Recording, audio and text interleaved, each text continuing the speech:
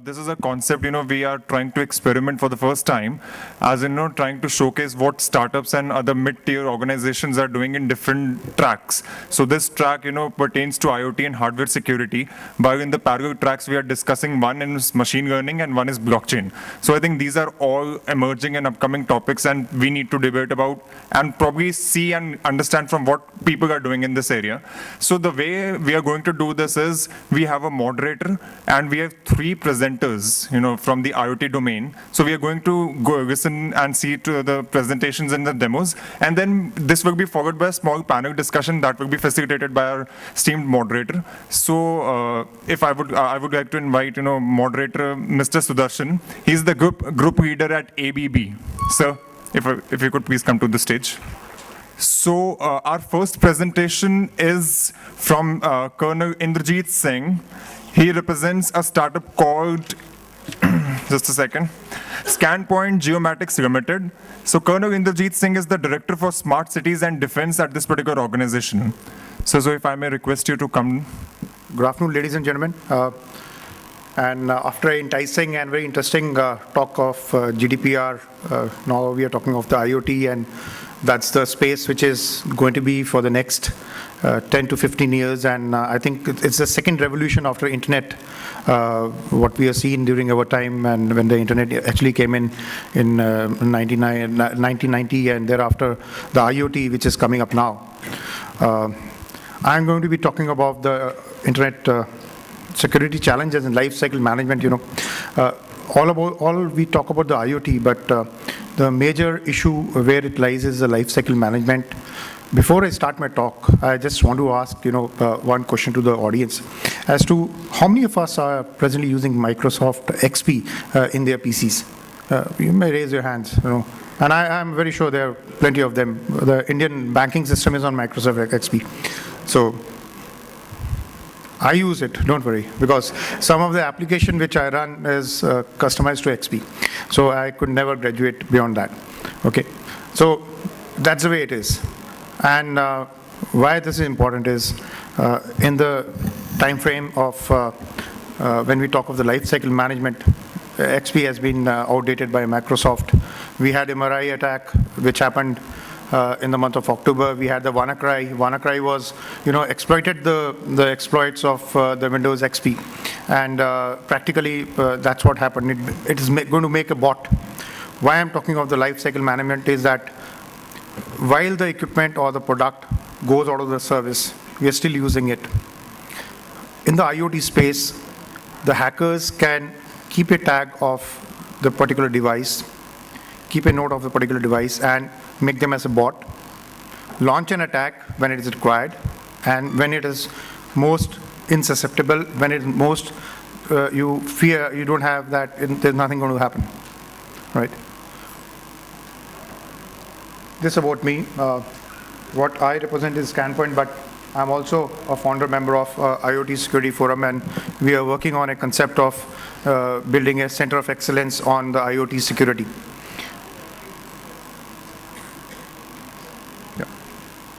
As we are aware, IoT is changing everything, every sphere of the life, whether it's your home segment, industrial segment, your health segment, automation, aviation.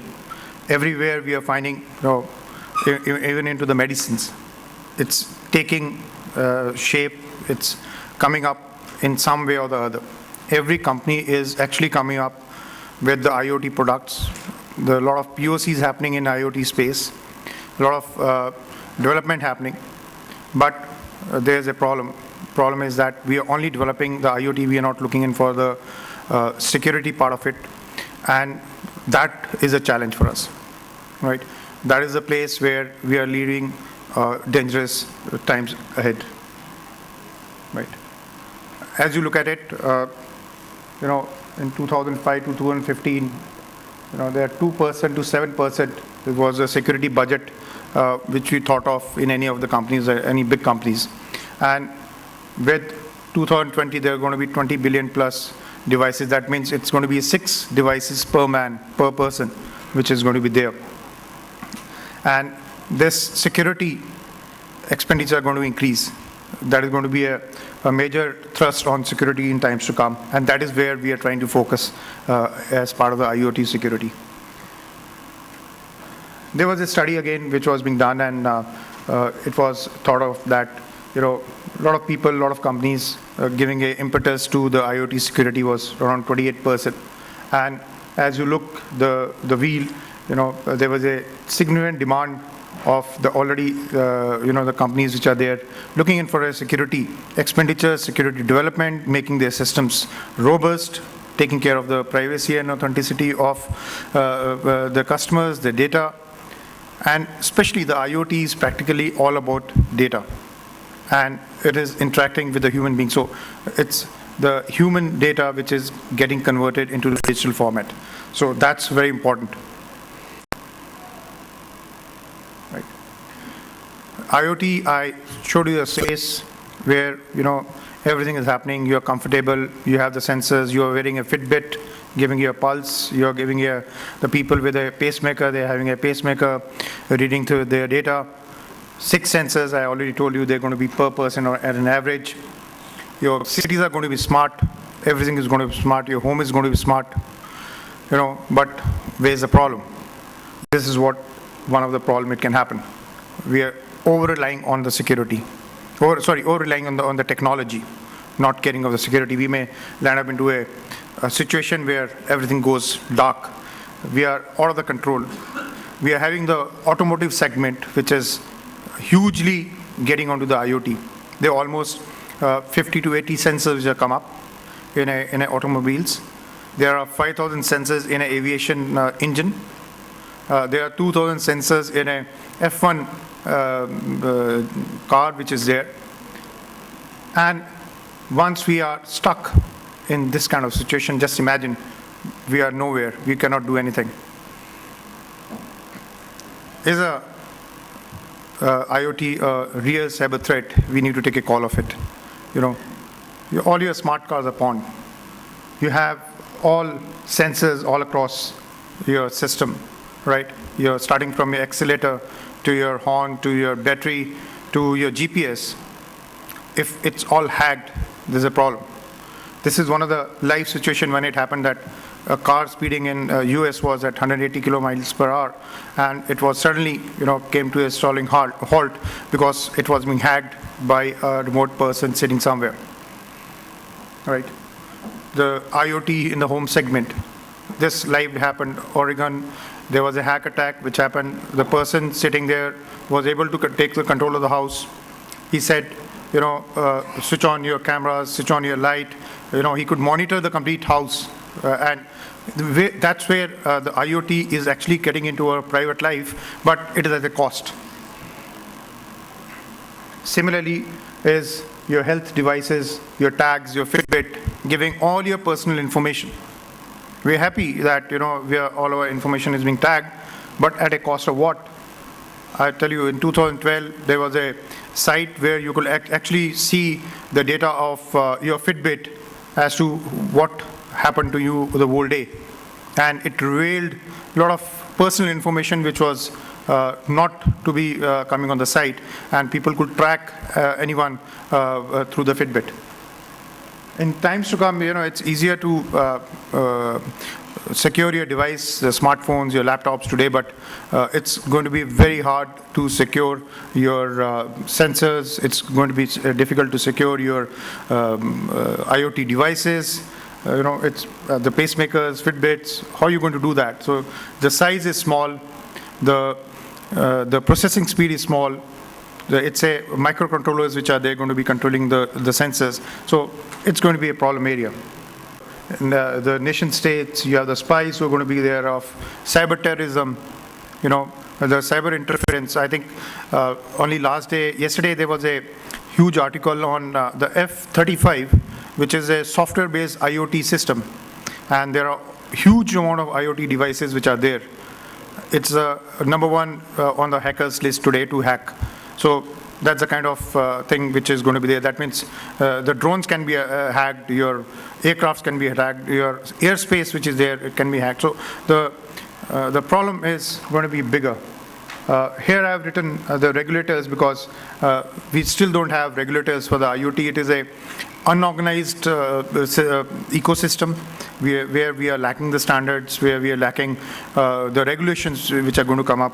But as and when the regulators do come up, they'll play a major role, like what we have in India is a TRI, a TARI, or a CERT, who are managing the complete space.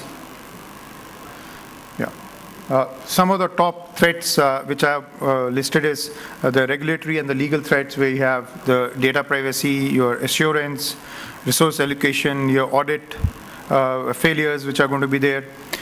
Some of the competitive, because there are a lot of skill shortages which are going to come up, failure to use the big data into the IoTs effectively, market disruptors which are going to be happening, unstable suppliers and the partners.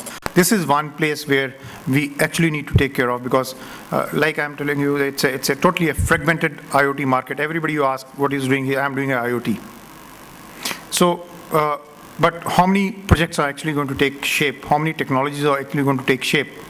That's really a point to ponder.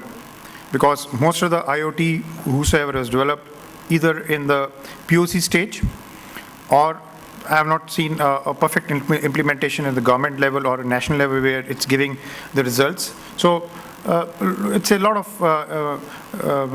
dissatisfaction amongst the IoT players themselves, because a lot of startups which have come up. I know almost 70 to 80 startups which are working in the IoT, maybe it in automobile or industrial IoT. They're actually looking for an opening. But you know, it's a big problem as when we're looking for an IoT ecosystem. Some of the financial problem threats which are going to happen, where the subscriber frauds and theft of service, which is going to be the IPR frauds which are going to happen, your social engineering problems which are going to happen, regulatory and the SLA issues which are going to come up. Similarly, the internal policies which are going to be there. So there's a problem of the standards vacuum, which is huge today. You take at a network level, we don't have protocols which are standardized. At a device level, messaging level, we have different standards which are there, and each one is using the protocols differently. Right. Some of the current security problems which I have listed is at the network level, application level, mobile level, and the IoT ecosystem. You have the problems of services, encryption, firewall. You know, at the network level, you have the input validation problems, authentication problems which are there. At the mobile level, you have the insecure APIs, lack of encryptions, which pose a problem. Then at a cloud, still we are talking of edge system or a fog cloud computing or a main cloud. So still we have a lot of confusion. We are talking of a cognitive IoT in the same breath when we're talking of a fog computing. So a lot of things happening in this space. And when we talk of a IoT, it's a huge issue, because you've got to take issue of the security issues of network, application, mobile, cloud, and that is all about IoT. So IoT, of course, is going to be a major problem as regards the security is concerned. Implementation is going to be a huge challenge, right? I'll be talking of what are the challenges in the few slides. We talk of 1+1, but here is not 1+1, it's 1+5. 1+1 is equal to 5, because the problems are far too many, right? One of the studies which I have taken inputs from, that, you know, most of the security systems still accept the normal 1, 2, 3, 4, 5 code. If you're aware, the Mirai attack which happened, there were only 66 password and the user ID combinations, and which attacked almost 100,000 CCTV cameras, right? Similarly, there's no lockout system. There are SSH listeners with the root access is still open. You have web interface with the cross-site scripting and the SQLI. You have 70% of the device not using encryption there, just open. When we are developing IoT devices, we are not talking about the security at all.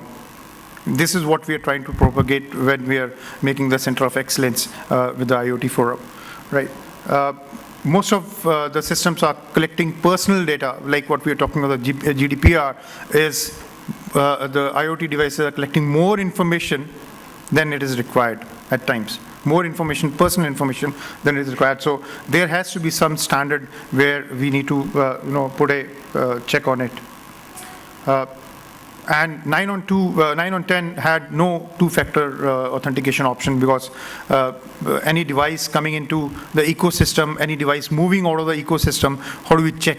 So a lot of issues did come up, and it completely flawed the software update system policies in the due course of time. How are we going to update the software? How are we going to update the firmware?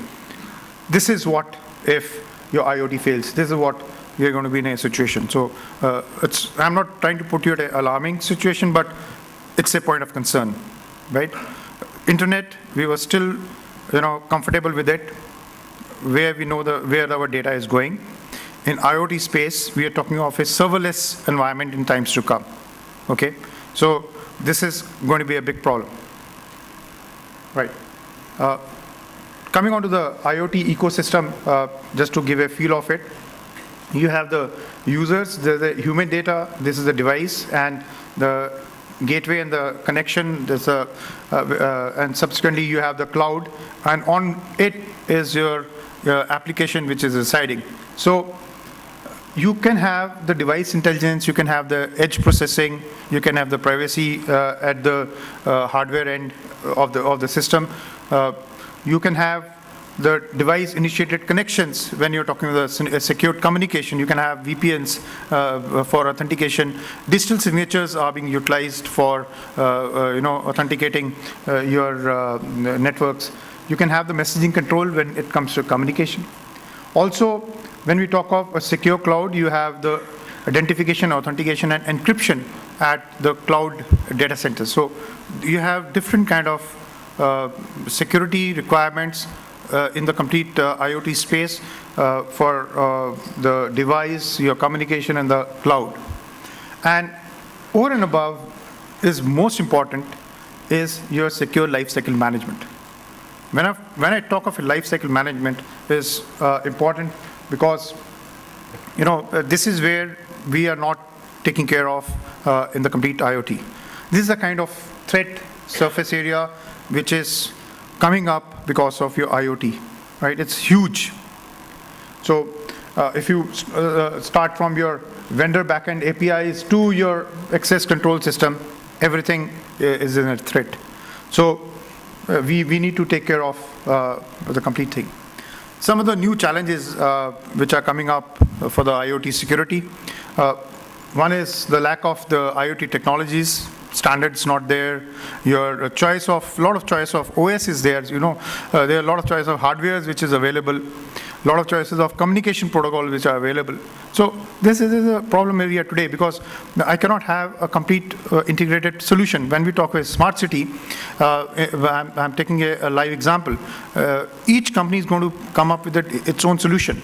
They're going to have their own OS, they're going to have their own protocols, they're going to have their own communication protocols, then hardware. How are we going to integrate onto a single platform to give a composite view? We have to give a thought on those things. So there's a big issue as regards standardization is concerned, and it also introduces a lot of vulnerabilities in the system because of the complete mismatch of the hardware, software, your communication protocols. How we can overcome is, primarily you have a very limited guidance on the life cycle management system. We don't talk of the life cycle management of IoT devices today, right? We are not talking of how the software is going to be updated, how the firmware is going to be updated, how the patch is going to happen. So, just a minute. So this is where we need to, catch up with. I'll just run through the slides. If you want to have the slides, I can share with you, but paucity of time, we'll do that. Okay. Then you have the unique physical security concerns because most of the devices are small. How are we going to secure them? Just imagine, you have a camera which works for 3 years in the ecosystem. You replace it with a new camera, CCTV camera. You have not removed the earlier one camera. If it is it's in the ecosystem, it can be hacked, it can be made a bot, and a comfortable attack can be launched by the hackers. So that's the kind of problem area where we are working out. Then is again the lack of standards. Auditing and logging standards are not defined in the IoT.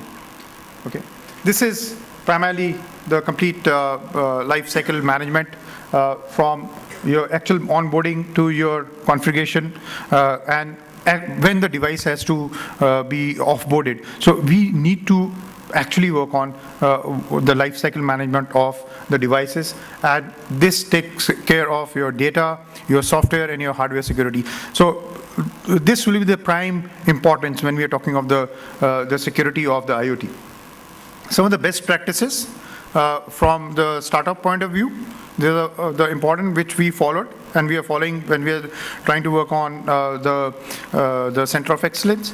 So this is where the points which I have listed, from analyzing privacy impacts to the stakeholders, secure system engineering, doing that way, layered security approach we are following.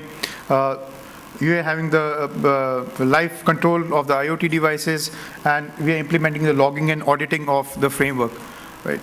And some of the takeaways which I want to give it to the other co-startup owners of IoT is that this is, we don't value for security, right? We need to be very careful when we are talking of the IoT. We need to be putting the security parameters in place. May it be a microcontroller which has got very less space on it. The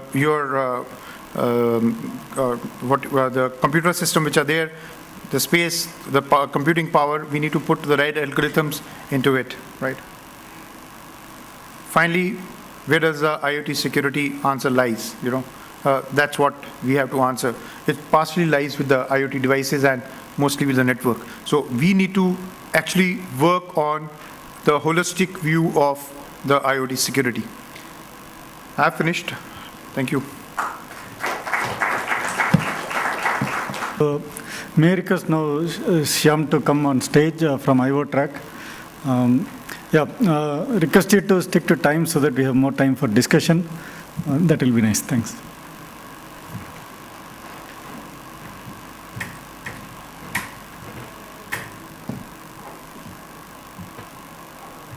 Good evening, guys. Thanks for joining this session. My name is Shyam. I am the co-founder of a little-known company called IoTracx, and no points for guessing what do we do. Yes, we are an IoT startup. And we have been trying to build a few products and solutions around the IoT space, which I'll talk about, as well as some of the security aspects that we are grappling with. But before I start, I would like to start with this very cliched statement that you get to hear every day almost these days. Somebody says 20 billion, somebody says 50 billion, somebody says 100 billion. I'm not sure what's your take on this, but this is something like a cliched icebreaker, I thought. So we'll just start with, I'll just start with how did we get started on IoT. So, I mean, as a startup, and as a company dealing with emerging technologies, it is always tough to build a product which sees the product market fit or the cost benefit analysis.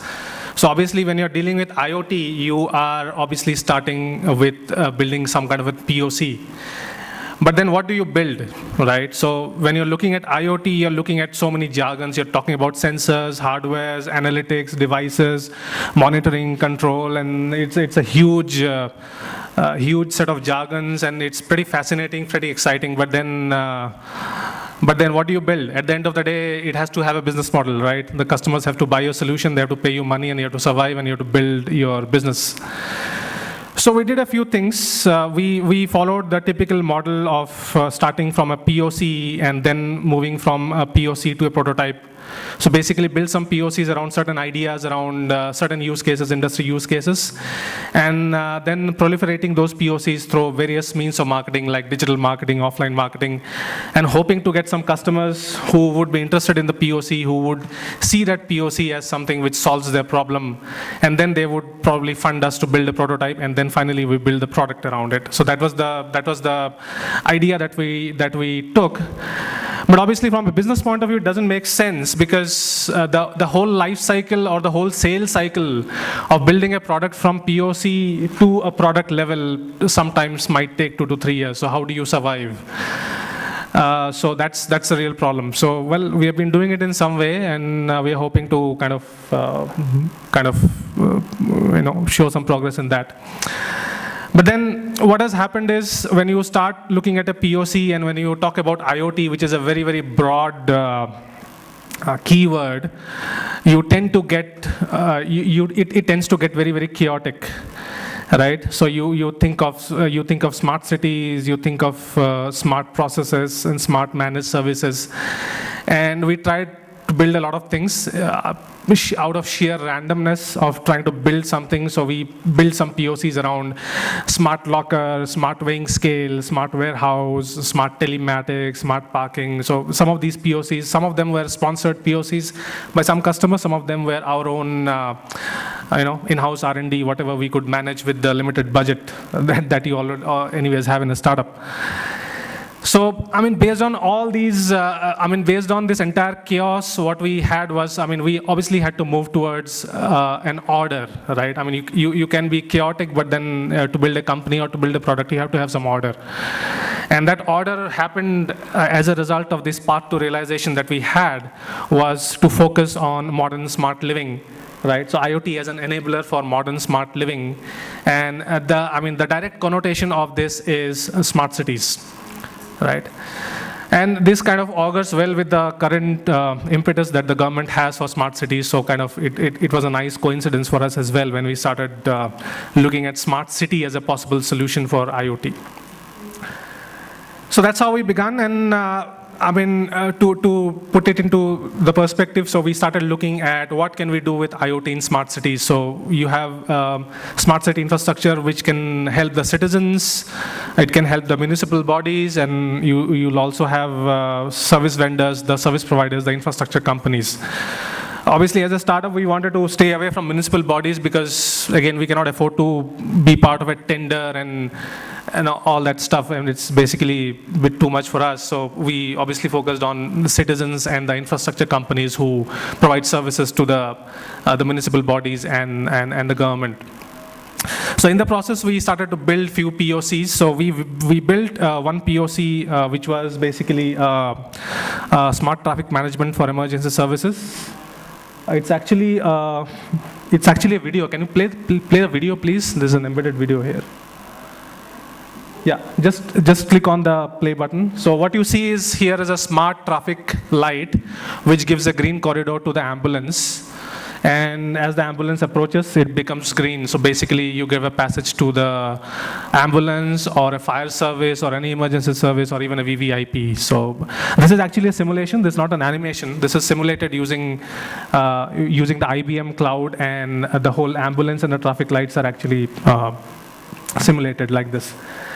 So again, as a startup, we cannot go and approach the traffic police and the government and try to build a case for that. So we are trying to work with an infrastructure company which does a lot of these traffic lights and things like that, and trying to see if it has any potential to be implemented in India. So this is still at a POC level, and I'm sure if you guys, any one of you is staying in Bangalore, you know what's the situation in Bangalore and any other metros in India. You just can't have a POC like this and expect this to work. So obviously, it has a very, very long pilot testing and gestation period to basically prove this solution on the field. So if it happens, it will probably happen in the next 2 to 3 years. Nothing's going to happen before that. So I'm just hoping that somebody picks up this idea. So this was at a POC level, and then we had another thing which was smart parking, which is again a very, very common application of smart cities.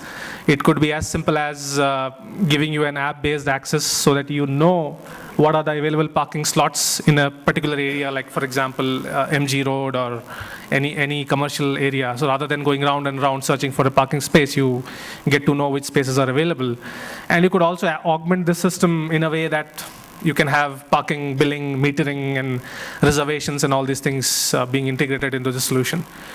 So we built a POC for this, which was successful, and then we started talking to a few of these parking management companies. And then our POC graduated to a prototype, field prototype, which we were testing. So this is one of our field prototypes. So it's working currently, but the only problem is we are yet to test it for the Indian specific scenarios. So the problem here is if you have a sensor, I mean, if any one of you goes to Electronic City, you can see some of these sensors actually already installed there. And if somebody parks a car over the parking spot where the sensor is installed, then the sensor can detect it. But the problem in India is that there's no guarantee that the guy will park his car. Somebody can also park his bike. And the bikes can be parked in different orientations as well. So if somebody parks his bike, obviously the parking spot is gone, right? I mean, it's not available for the car. So the challenge here is how do you calibrate the sensor in a way that it can detect car, obviously, but it can also detect a bike or a cycle maybe, you know? So these are the Indian specific challenges that we always have. So that is something which we are trying to deal with. The other thing that we built was for smart waste management, and this is something where we have had the most number of successes because, again, there's a lot of impetus from the government thanks to the Swachh Bharat mission, and there was a big, there was a nice coincidence for us. So we actually built this solution for bin level sensing for all the public waste bins in Bangalore, and we tied up with a company who was doing the infrastructure management for the waste collection and the waste pickup. And here also we built a POC and which graduated to a prototype, and this was our prototype that we installed on the field here in Bangalore, and we've done a pilot and we are currently into production. And this is basically hooked to your maps and the cloud and all the systems in the backend, which gives you a pretty clear picture of which bins are filled and which are empty. So the typical use case is the waste collection company will go around and around the city trying to pick up as much waste as possible because they get paid by BBMP or any municipal corporation based on the tonnage of the waste they pick up. So for them, it's very, very important to optimize their route, their travel time, their fuel consumption, the logistics, the manpower, and all these things. So they need to get an accurate or near accurate visibility of which all these garbage bins are filled and which are not. So as you can see, all these are currently marked as amber, or if it is really below, the level is really below, it will be green. But if a garbage bin completely fills up, it becomes red, and it goes as a notification to the driver so that he will go and pick up that bin rather than going round and round across the city and getting stuck in traffic and spending time and money and all that. So that's a very clear-cut use case, and when the bin becomes full, the garbage guy, the pickup guy goes, and this is how the whole system works. So this again a video, please play the video. So if any one of you have been to Cubbon Park in the morning for your normal jogging routine, so you can see these bins. These are rugged galvanized metal bins, and this is the pickup truck, and this is the crane which picks it up, and then he's trying to depress the garbage because he wants to create some space, and then it opens up from the bottom, and as you can see, it's a pretty messy affair, but this is how the garbage collection happens in Bangalore, at least in the central business district. So our sensor is installed in this bin, and based on the notification from the sensor, the driver goes and picks up the garbage, and then it closes in, and then after that, it comes and installs it back to the base. So this is a semi-underground bin. There are multiple types of bins that we are dealing with. There are underground bins are also there, which are just like a pillar, as you would have seen in the US and other Western countries. But in densely populated areas where you might have to dig and you might run into utility cabling and all these things, so wherever you have that kind of a problem, they have typically these kind of semi-underground bins where we install these sensors, and we help the waste collection company to deal with this situation. CCTV coverage, I'm not sure. This is a public area. Yes.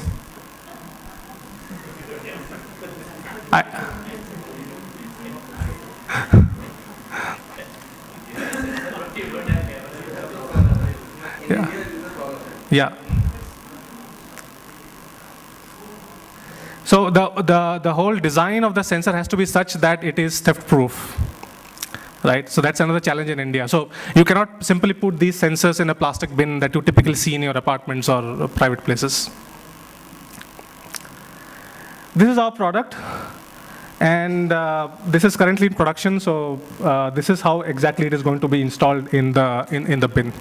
So it has a flange which works from inside so that nobody can simply pick it up and take it out. Because what happens is somebody will try to tamper it thinking that he can take out the SIM card and he can use it. That's a typical motive for anybody to tamper it. But then that doesn't really work. So we have ensured that that doesn't happen, at least that easily. So now coming back to the billion-dollar question, how secure is this system? So my customers always ask me, how secure is your system? Can I trust your system? Can I deploy it, and can it take care of all my concerns, like what about hacking and all these things? So, I mean, obviously based on the case scenario, things will differ, but if you talk about a waste management scenario, then this is the way it works. That you have a traditional approach of waste collection where there's just a scheduled collection by the pickup truck, whereas in the smart approach, you just pick up based on the sensor reading, right? So that way you save your time, you save your fuel, you save your logistics. But what if my bins are hacked, right?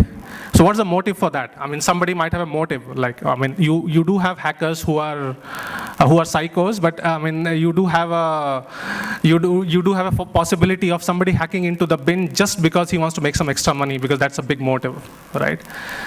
So there are various possibilities. So as a waste collection company, if they hack into the bin, then what they can do is they can, at their own will, they can show any level into the bin.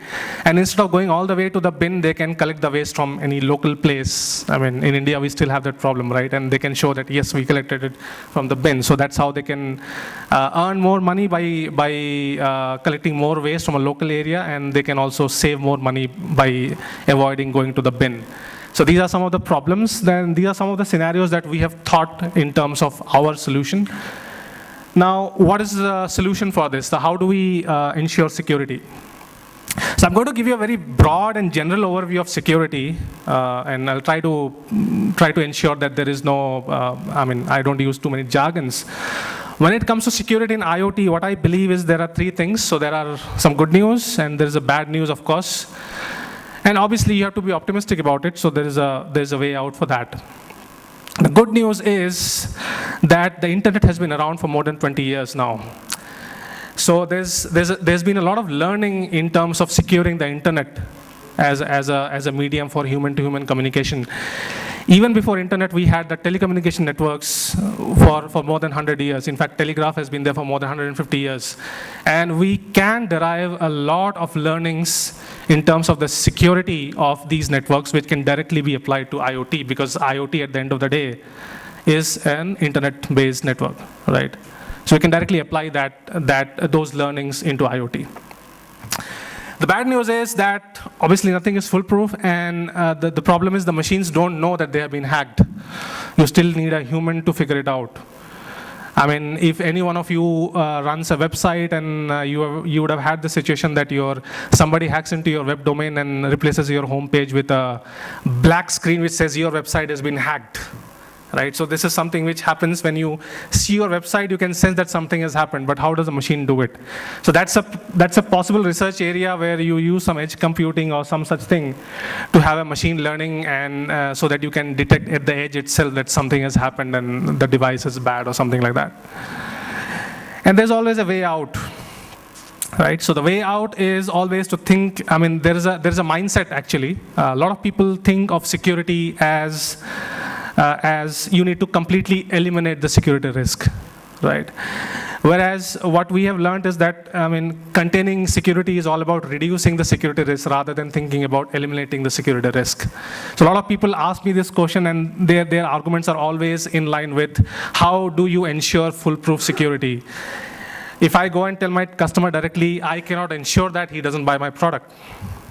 That's the problem. But at the same time, he also doesn't understand that the foolproof security cannot be ensured. So if you're trying to build a product with foolproof security, it's as good as you're trying to build a product with foolproof defect containment. There is no defect at all, right? So, I mean, if you buy a phone, a mobile phone, or a gadget, or a laptop, or a camera, your manufacturer gives you a warranty. And that warranty says that if there's any problem, then you will get there will be a repair, or a replacement, or a refund. But is there any manufacturer in this world who says that if you buy my product, then my product is going to work my product is going to work whatsoever for the next 100 billion years, or till the next big bang, whichever happens earlier. So it doesn't happen, right? You just can't build a product which does not have any defect. It's like you're trying to build an aircraft which eliminates all the possibility of crash. So you have one engine, so you add one more engine. Just because the engine can fail, you have another engine which can fly the aircraft. And you can keep adding engines to both the wings of the aircraft until both the wings basically break down and fall apart. So there's this trade-off between risk and the complexity and the simplicity of the design, which I'm sure most of you guys understand. So it's the same thing with security. So in the process of ensuring foolproof security, you actually break your product design and make it so complex that you are yourself unable to maintain the product or give a proper service to your customers. So there is a delicate balance between the two that you really need to take care of. So as I said, there are certain good parts about security, which we have learned through our deployment of internet over the past 20 years. So these are the common terms that all of us know: authentication, encryption, authorization, integrity check, encryption. I mean, we keep using these terms on a daily basis, right? And if you look at a typical layered architecture of security in a traditional network, it works something like this, where when you're trying to access the network first establishes your identity. So you identify yourself who you are, then you authenticate yourself.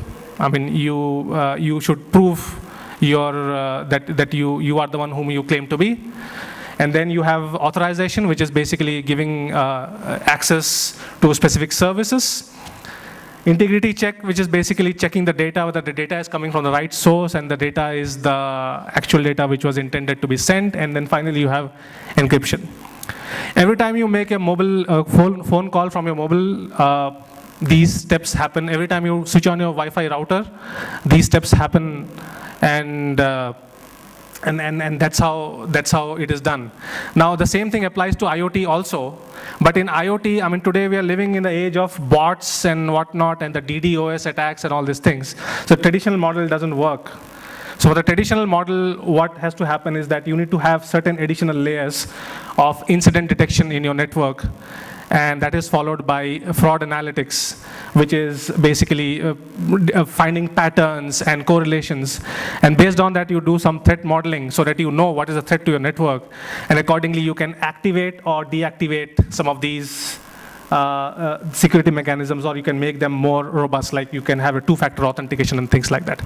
So this is like a general framework that I'm giving you. Even I'm also learning, because at the end of the day, this entire security framework has to be modeled into the application stack of IoT, and this is something which is a challenge for everybody. And to be honest, even I'm learning it as I'm building the product and as I'm getting bombarded by the customers on the security aspect. We're all learning, and my hope is that we'll be probably able to learn it and make a robust IoT system in the near future. Thank you very much. That's all for me.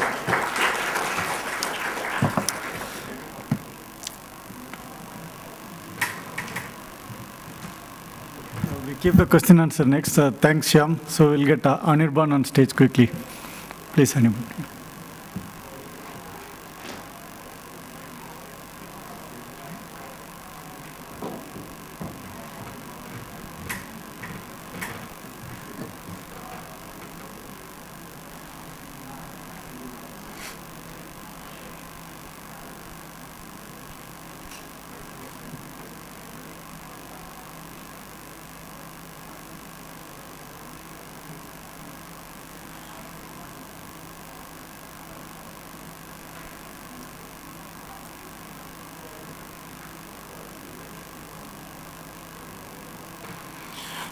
Hello everyone, I'm audible? to everyone? Okay. So I'm from Frugal Labs. My name is Anirban. I'm one of the co-founders and the tech director of Frugal Labs. So we are an Internet of Things company again, and we say ourselves as IoT technology company because we work on a full stack scenario, starting from every aspect in which IoT can be used. From as a skill development, we are working with NASSCOM and Skill Sector Council for that part. We are working with startups where we create products and solutions for them. We work around on our tech knowledge also in sometimes. So different ways we are working on IoT, and whichever thing comes along to us as a IoT setup anyway, we are always ready to work on that. So I will not give a very, there are a few slides about my, it's not working.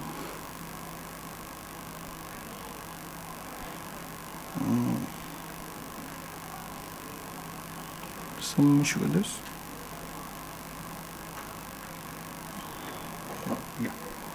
Okay, so this little bit brief about our company. You can go to our website and check. I think the time is limited, so I will just brief up to the products which we do. We work with different scenarios. We work with academia, we work with government as NASSCOM and Sectoral Council. We work with enterprises for skill development, their prototyping, POC. With industries, small solutions we design for them for specific pilot projects. Mainly right now we have done around 4 to 5 industrial solutions, but all of them are into a pilot stage. So they take time to understand and take things forward. Okay.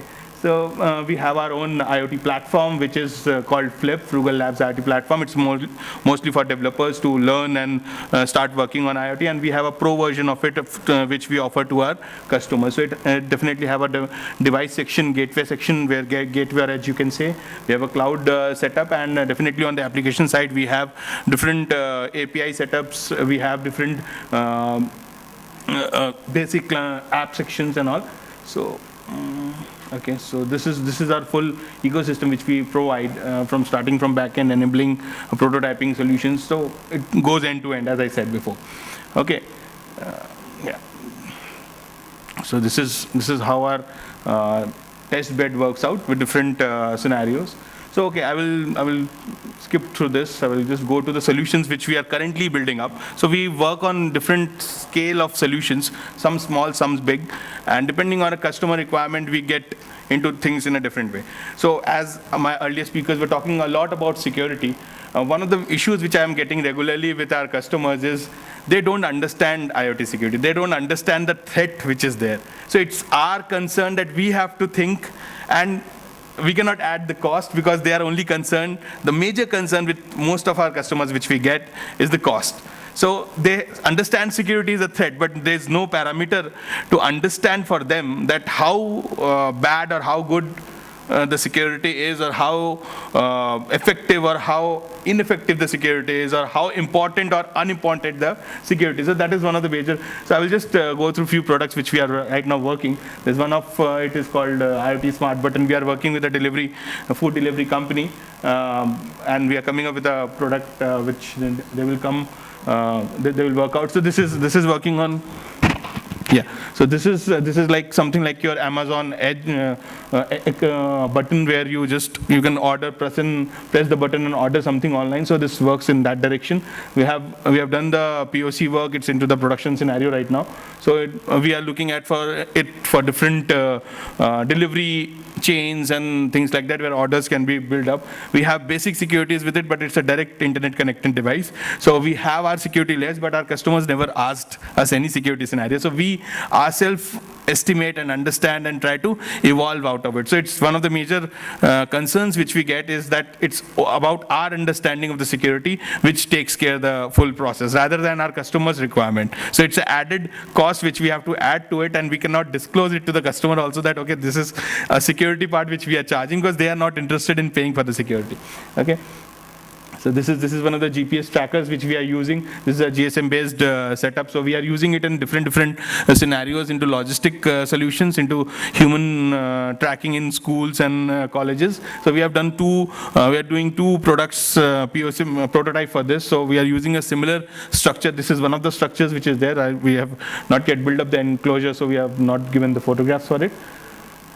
So this is one of the, again, a tracking device scenario where we have a BLE setup which is working like a gateway. It's just opposite of iBeacon, because there's a lot of scenarios where human interactions is not there, but the tracking is important in an internal scenario. So we have worked around with this. Basic security is we always try to put it on this. They all have enclosures which are for the real product. We cannot display that because of the NDAs and all. So I've just given the normal scenario. So these are the tags which are generally available, and our BLE GSM gateways will track the setup, and it will give you the exact location of your asset. Either it can be a moving asset or it can be a static asset, depending on the scenario. Okay, but these all are, in most of the cases, what we have seen, the GSM-based scenarios are more acceptable. On the home environment, no, but on other use cases, we have seen a lot that GSM GPS modules or setups are more easily acceptable by our customer, because they don't have to, it's not because of security or any other factor. The main factor becomes that they want it to be individual and should work on their own. They don't have to put a Wi-Fi network or things like that. So this way it works out, and in these kind of setups, we need a least level of security compared to the Wi-Fi scenario, because the asset scenarios which are connected to it are pretty less compared to the Wi-Fi network which you have at a home or office scenario. If it's hacked, then there are a lot of other things which are at stake. But in this kind of setups, the stake part is only this device. So we believe in a security mantra that if something, everything will be hacked. It can be, everything can be hacked, right? We all know that. So what we believe in, that if something is hacked, it should not affect the other things, or it should have the least effect on other things. If you have broken a lock of one room, that should be enough. You should not be able to open with the same technique, you should not be able to open the next lock. So that's one thing which we take care in our setup. So we do a lot of internal working with all the internet jargons which are there for security, and we are, as my previous speakers was talking about, that we had a 20 years of internet, so it gave us a lot of things to understand how protocols and things can be secured. So we try to build on that setup. So this is one of the temperature loggers which we have put. This is again a GSM-based setup which is working on a single battery setup. It has a dual scenario. So we have a small miniature UPS kind of a structure where external power is also given, but when the power is not there, it can take. This we have implemented in 2-3 factory environments and warehouses where it's working on a POC stage for 6 months duration, so that they can take calls on it, on the data they receive, how they should keep things and all. So this kind of solutions we are giving it to different industrial scenarios. Okay, so this is what the brief which we are working on, and any questions or anything you want to ask about the products which I have shown, you can just ask me. Okay. So these are the current around 4 to 5 things which we are working currently. So we work on end-to-end otherwise, and depending on the requirement of a customer, we design our setups, and we have our base system as I've shown in the Pro Flip scenario. Yeah. So we have this full setup in the Pro level also. So we design for you in a separate scenarios. In the 4-layer scenario, we give you different setups which according to your requirement. Okay. Any questions? Okay, fine. I wrapped it up quickly because already I think we are running late. Okay.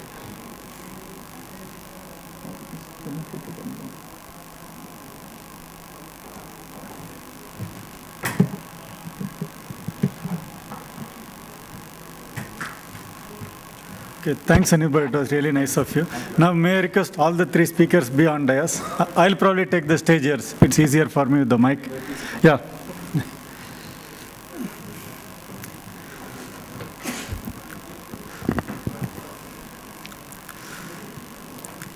So we have a bit less time in terms of total management.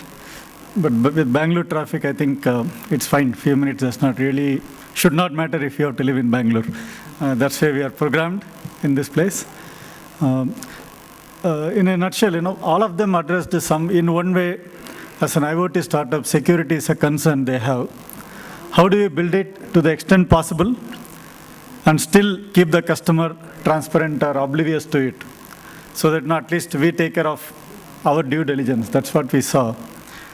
And no, there are many questions that come up. But from my side, I thought a couple of quick questions I'll have, and then I'll leave it for the audience to ask. your questions and your views that we can share.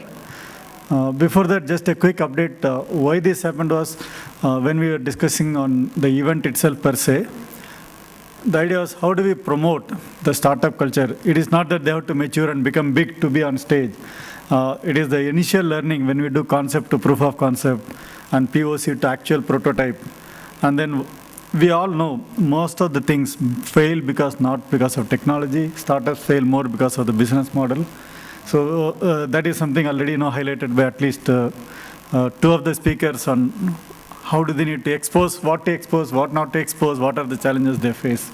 So that's nice. That's something to be learned because they don't have the financial backup at the back end to start with. If they have, they should be doing more things rather than keep it as a reserve. That's not possible as a startup. So that's one part. From a data security council or from an IoT perspective, my question is quickly, at the end, you are connecting, you are doing applications, so many things.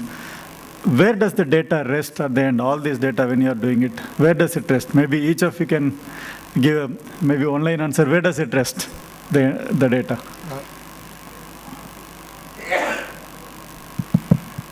Working? Yeah. In the times to come, I'm audible, I think? Yeah. In times to come, the cognitive IoT is going to take place. It's going to be a serverless environment, what is being envisaged in next 5 to 7 years. The data and the data processing is going to happen at the IoT device itself. And that is how it's going to get communicated in a distributed environment. So it's going to be a very precarious situation where the present scenario of the server and a client kind of environment, it's going to be at the edge where the data is going to be. Okay. Maybe Anirban, what do you think? I totally agree with sir, but one thing I will add up here that as a country, how much we are concerned about the privacy of our individual, that's a big concern which we have. Mm-hmm. So it depends on our perspective regarding that privacy. We can take the data together. Means like who will control it? It's in the individual's hand, or it will be in the infrastructure level, or it will be in the government level. Who will control it? Or as I told, it will be at the edge device, so it is just the person control. But my feeling is in India, it will take much more time because we are not very much concerned about privacy right away. As you see in European countries mainly, they are very much concerned with the data and where it is going and how you are utilizing it. So if you are a IoT company and if you are talking to some European expert or someone, first thing he will say what you are doing with the data. So we don't get that kind of direct contact in India. That's in that way. We are not very much into that scenario. Privacy is coming up as a concern, but it's not yet there. So data till now will be in the services level or with the customer. It will not be in the customer's hand directly or control in next 3 to 5 years at least. That's what I feel. Yeah. It will be either with the service providers at a lower level or at a bigger level. Maybe Shyam. Yeah, so there was a case with Ola Cabs. I'm not sure how many of you are aware. The Ola Cabs app was actually hacked, and then they figured out that there was not enough security provisions were there. So that's exactly what happens as a startup. Security is, as you said, it's the last thing in our mind. Really, because we are first interested in building the product. But yeah, there are two concepts here. One is data at rest and data in motion, right? And as you said, the trend is towards edge computing, where more and more processing is going to happen in the edge, so that the data in motion can be restricted to certain areas, so that nobody has total access to data. And that's how this is one of the strategies which can probably kind of counter the security breach in the next coming years. Yeah, okay, this was interesting. From edge to partial access to, we don't own the data, only the services will get exposed. So what I personally think is, even if there is edge computing, ultimately I have to communicate something for somebody to decide. Okay, where does the data rest? Even if I do computing, ultimately I communicate something. The moment you have something, it has to rest somewhere. Where does it rest? That is how I would like to see it. Because if I know where is it resting, or if we know, then we can think about the security aspects of it. maybe we can do the reverse round. Where does it rest? Whether it is personal data, device data, end of the data, the moment you are connected, something is flowing. Partial, full really doesn't matter. Whatever data flows, where does it rest? According to maybe. That's the, if you do not know, we can leave it open, that's fine. Yeah, that's a complex question. It depends on the case scenario. Okay. In the present case, yes, we are talking of a fog computing, we are talking of a cloud computing, and we are talking of a flow of data from the device to the cloud, and the analytical analysis being done at the cloud level and giving it to the user for analysis using the BI tools, your predictive analysis and prescriptive analysis. But in the times to come, like I've told you, that we are going to be talking of the cognitive technologies, right? And as and when the cognitive technologies comes in, the fog computing, which is going to happen, the cloud computing may take a backseat, and the fog computing actually, or the edge computing in the IBM term, it's going to take it on. And that is where the complete processing of the data, because the flow of data from the device to the cloud and vice versa, it's going to be a huge challenge from the security perspective also. And when we talk of the IoT, why I said so, serverless environment and distributed architecture, we cannot talk it in isolation. We do talk it in terms of the blockchain, which is going to come up, right? So all those technologies, which are the disruptive technologies, which are actually emerging in times to come, they'll be along with it. So practically, the things are going to change. Yeah. Actually, the scenario is similar. Similarly, it depends on the case-to-case basis, as he said, that it depends. There's a lot of real-time data which is flowing up. Okay, and if there's no process in storing it up, it's naturally data is lost. But one of the major reasons which I see most of the IoT systems are being evolved at a much lower cost is to gain that data and gain that intelligence. So it depends on who is giving. It's something like your social media environment, where sometimes you are getting a free account, so you become a product and you are not the customer. So it depends on which role the user is into. Either he's a product which the company is selling to someone else, or he is a customer. So when his customer is paying for the service, then definitely the data has to be in his control totally. And if he's not, then it depends. It depends on the scenario where it is. Just one more follow-up question, then I'll throw it open on a related account to the audience. Okay, wherever it stores, end of the day it is stored somewhere or it is lost. If it is lost, then we have other challenges in terms of can we do investigation if somebody has hacked and I don't have a trace of what happened. Basically, we are enabling an hacker to be trace-free. So that becomes a enforcement issue or kind of a safety security issue as a country or as an organization, as a community, as a society. So that's something you have to think. Can we actually allow even transient data to actually die without storing somewhere?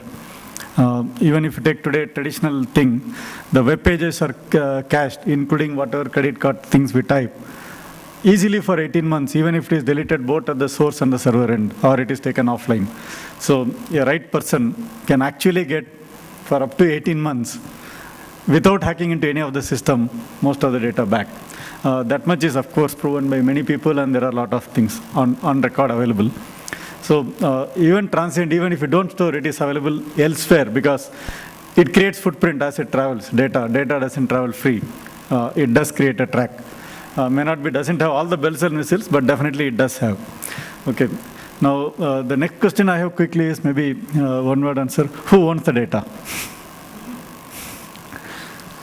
Yeah, so I'll take this question because in India, nobody asks these questions. No customer asks this question. Okay, good. So in India, they are only worried about monitoring their assets and controlling the assets in some cases. They don't care who owns the data, they don't care about the analytics, and they don't care about all these things. Okay. If you got, so in EU region, you have this norm that the data has to reside in the EU. So if you build a solution for the European customer, then you have to take a European data center. So,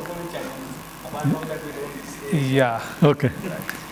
So it's again a very complex question. Maybe you guys can answer. Maybe I'll take it more from an academic point of view.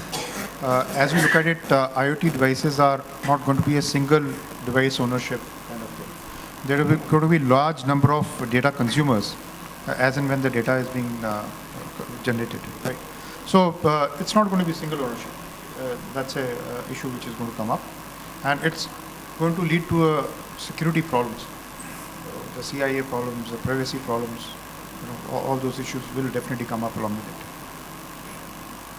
And there will be, I feel, just continuing Sir's thing, that it will be something like where it will depend on that what data should be under the government scrutiny or what data should not be. So there is always a balance which has to be taken care, because you cannot give, especially in a country like India, a full liberty for a person to have a full control of his data and without any trace to the government or without any access to the government. But that's a thing which we can always debate and discuss, and definitely we can come to a point where some things has to be shown up and something has to be hidden up. Something like in the Aadhaar case, what we are doing, we can take a similar kind of approach there also. Okay, yeah, maybe, yeah. No, before, maybe I think the data ownership is also a startup for us. It has to learn and come to a conclusion as a country. But yeah, maybe please, yeah, go ahead. I will just add to that. See, it depends on which level of customer you are working with. I will not name the companies, but we work with some big Indian companies who not even asked us that what you are doing for the security, and we did an end-to-end setup in their system itself. But yeah, when we are asking something to be done on their server or something, then they need 2 months time to get all the permissions. So most of the times we work with the GSM scenario for that. So that's definitely true, what you are saying. It depends on what and where you are normally giving it up. Yeah, sir. Yeah, go ahead. Go ahead. From the smart cities perspective, in our domain, it is the end user's domain. So where there are no regulations, it is voluntary, then discussions come. Typically the guy selling will not actually talk. We have already told, you say I will take care of it, what can I do? Because ultimately I have to sell my service. I can only do so much. I am not you. If you are not worried, I cannot worry about you more than yourself. I think that is the kind of, what is the arm's length approach we'll have to take. Yeah, I mean, since you said healthcare, so there is a compliance, all these industry-specific compliances are there.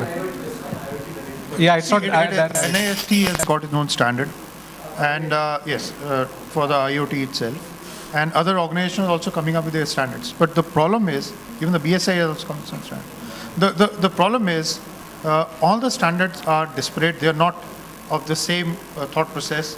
They are not following the same kind of thought process or the regulations for a standardized IoT process.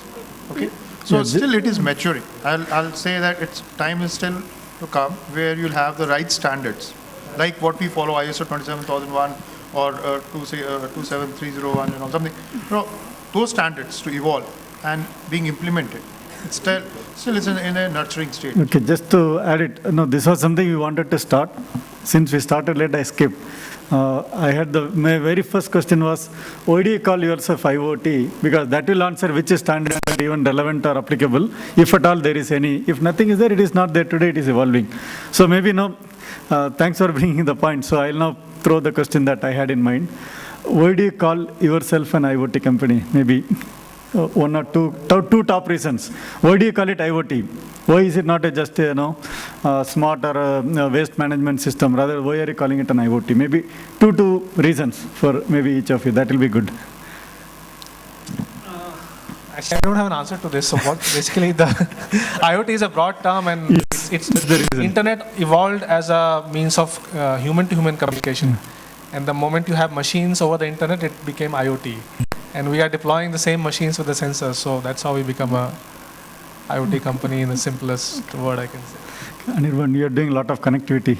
What do you think? I will say that mainly the basic concept is in most of the cases our devices are directly connecting to internet, and then they are becoming a part where they are sharing data or they are transferring data or taking instructions. So we are into an internet space. Smartness is there, but smartness is a kind of it, but mainly it's the internet connected devices we are building or setups we are building. So that's why we call ourselves a IoT company. Okay. What it is earlier in the internet, practically you never interacted with the human. In the IoT, I'm trying to complement what he said.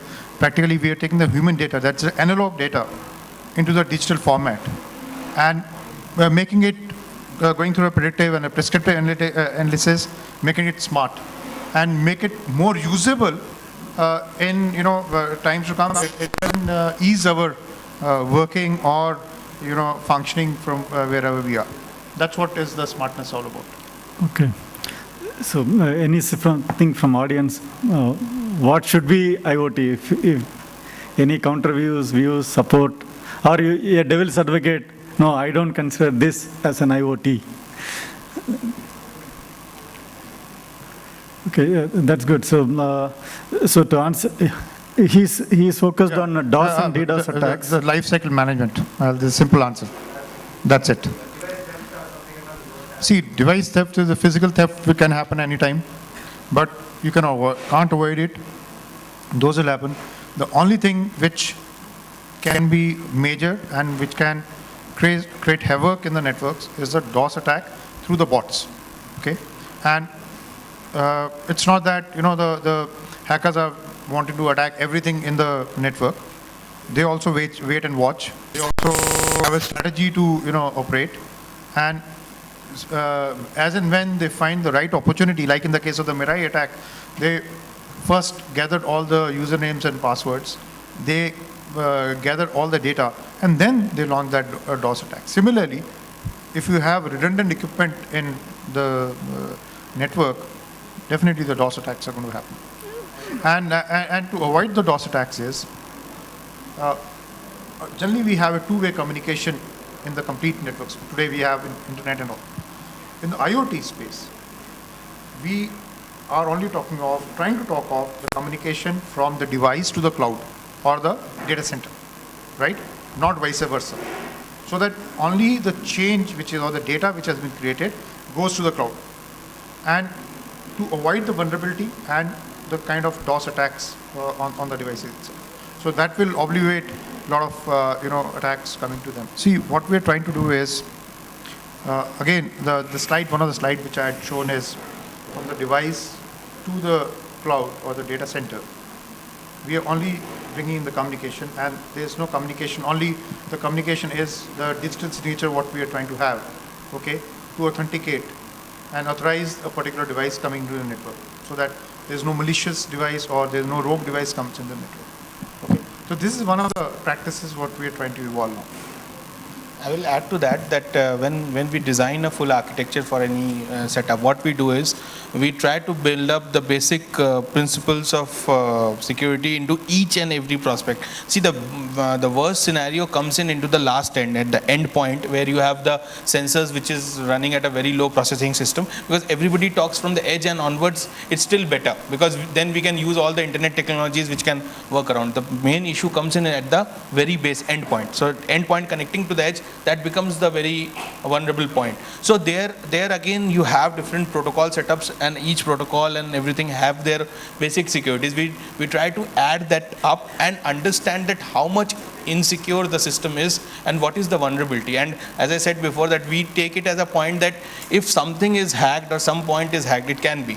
So it should not affect, means one room is hacked, other rooms should not be hacked, or one lock is broken, other lock should not be broken in the same way, or the password scenarios in the full hotel should not be same as a number. So things like that we normally judge up, where we can map it mostly. But as and when you have to also understand the security part, as the security increases, your ease of using the device reduces. So that there also we have to take a call that how much secure your thing is. It should not be that much security that a person, you have a 20-bit number which is like a lock and a person has to remember it. So those kind of things also are an issue. So we have to make a balance between how usable your device is and how much secure it is. So depending on that scenario, that is also a call which we have to take on device to device level. No, I think it's pretty much the same. This is very interesting, because what Colonel was suggesting was, Inderjeet was, we'll try to keep it one way. But before that, when you talk of failures or attacks or whatever it is, my understanding is when we talk of IoT, it is essentially at a system level. It should be a kind of system of systems. I have enough redundancy because it's all low-cost sensors or whatever is connected. you build enough redundancy and requisite architecture so that the system continues to work irrespective of partial failures. That is how it is expected, so that it stays alive.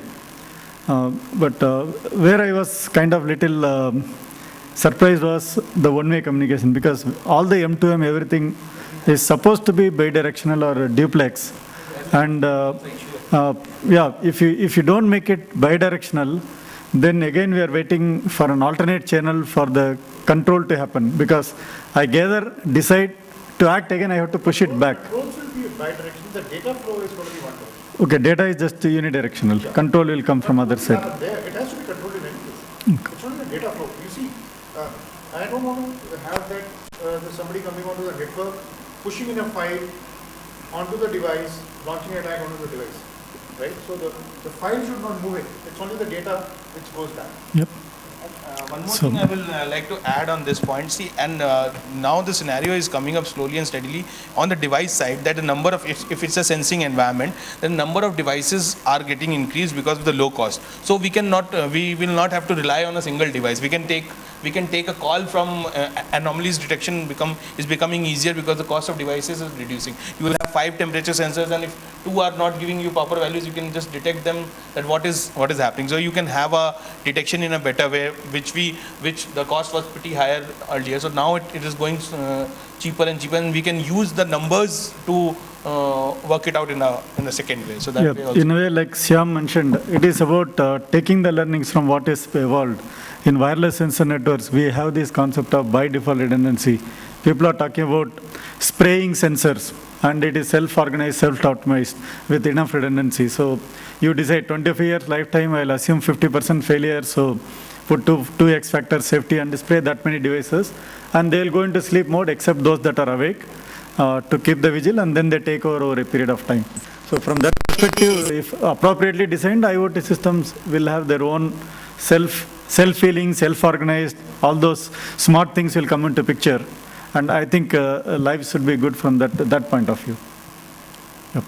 So any other questions that you particularly have? Yeah. Otherwise, actually, it's a really complicated topic. IoT itself is not fully defined per se. It is evolving. On top of it, we are adding the security. And then we are also asking, coming out of startups, who are building on the technical expertise and limited knowledge pool, so to say. Not that they are not deep, but the number of brains getting involved are limited from that perspective. Diversity of thoughts is not as high as a very evolved or a long-term companies that have. So from that point of view, I think, they have thrown out a lot of points that are of relevant. And even for an established player, the technology itself is anyway new. So they are a startup, except that they have been existing, there is a process in place, or they have some financial reserves whom they can redeploy. And the failure can be taken as a cost of business rather than company shutting up. Other than that, I think everyone is a startup. Technical startup. Yeah, it's